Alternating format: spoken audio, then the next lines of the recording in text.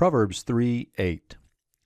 Rif'ut tehi leshorecha ushikui le'atzmotecha.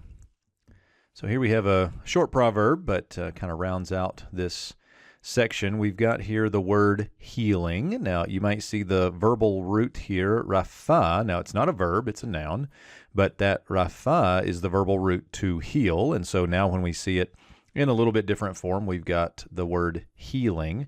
So healing, it will be, here's the verbal root, haya, with that tav preformative. We're looking here at a third feminine singular. This could be something like a second masculine singular as well, just with sheer morphology, but it would not make any sense to say healing you will be. So here we have healing it will be. I take this it as a third feminine singular to be referring to the generic context. And let's pick up the rest of this here, and then I'll go back and look at that. But healing it will be to your, to ms pronominal suffix, to your shore. Notice I said leshorecha. So we're looking here at a kametz hatuf. This dagesh in the resh is a little bit odd, but if you go to Gesenius, section 22s, you'll see that he lists there some exceptions where the resh does take a dagesh forte.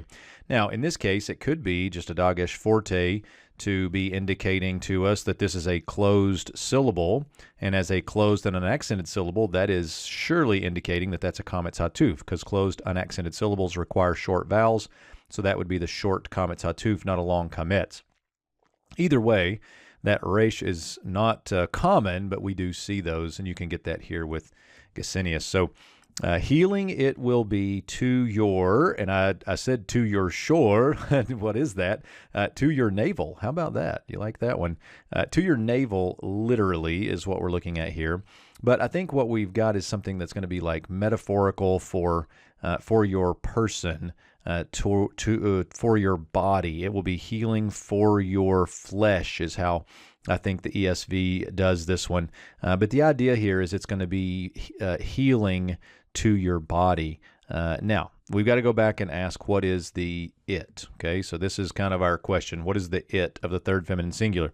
Hebrew will often use a feminine singular or a third feminine singular it to refer to more of an abstract idea or an abstract thing. And in this case, I think that's what it's doing. Namely, the third feminine singular is referring to a situation. So go back to verse 7 and let's tie these together.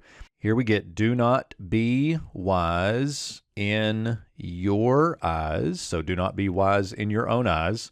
Then we get, fear the Lord and turn away from evil. Fear the Lord and turn away from evil. Now, I think this is the generic abstract scenario that is the it of verse 8. In other words, fearing God and turning away from evil, that is what will be healing to your flesh. And it's important to understand that and decide that, because we're going to get the vav connecting another image here, drink and drink to your bones. Notice here we have the plural version of the pronominal suffix. We also have the oat, if you see that. So we've got the plural here, to your bones. In other words, what we get here is that scenario of fearing God and turning away from evil. That is what's going to be healing to your navel, to your flesh, to your body.